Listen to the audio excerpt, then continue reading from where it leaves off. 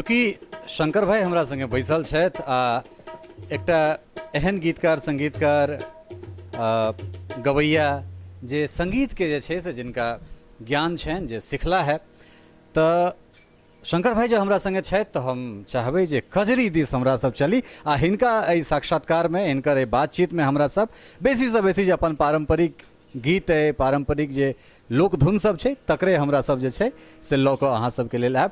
शंकर भाई कजरी भऽ जाए एकटा। जरूर जरूर जरूर मौसमो कजरिए वाला छै, अखन बरसात के मौसम चलि रहल छै।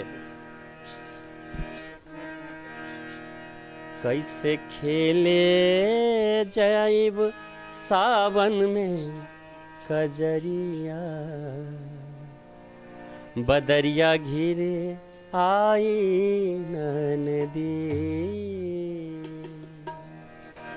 कैसे खेले जाइब सावन में कजरिया, बदरिया घिर आई नदी।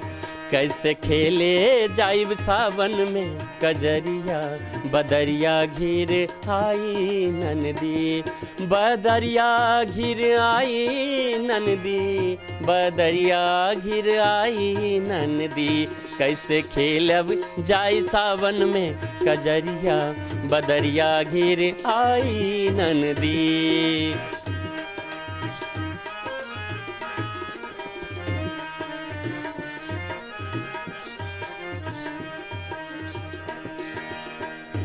हम त जात हैं अकेली, केहू संग न सहेली।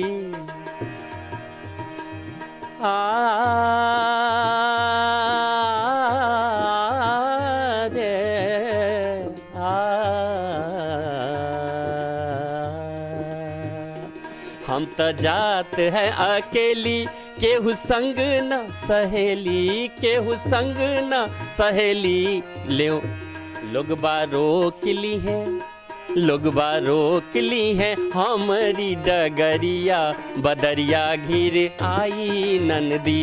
कैसे खेले जाइब सावन में कजरिया, बदरिया घिर आई नदी।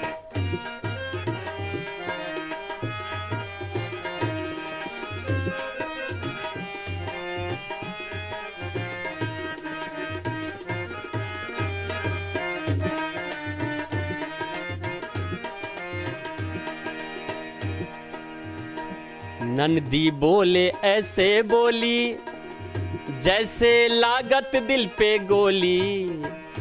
अब देखिए भाभी जी कजरी खेले जात रहनी बाहर, मैथिली में कह दै छियै, भोजपुरी मैथिली दोनों। एक्चुअली कजरी जे छै बेसिकली बनारस के आसपास के ज़्यादा फेमस है, वहाँ के विधा छै ई। लेकिन अपनो उधर मिथिलांचलों में खेलल जाए छै। तो भौजी जाइ छथिन कजरी खेले ला, तो ओहि पर जे भी कोनो परेशानी छै तै के दूर करे के लेल ओ ठोली मारी छथिन अपन हुनकर ननद। हम त जात रहनी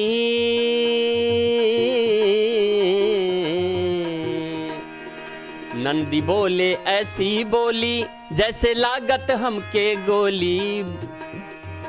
काहे काहे काहे खेले गैलू, काहे खेले गैलू, काहे खेले गैलू सावन में कजरिया, बदरिया घिर आई नदी। कैसे खेले जाइब सावन में कजरिया, बदरिया घिर आई नदी। बदरिया घिर आई नदी, बदरिया घिर आई नदी।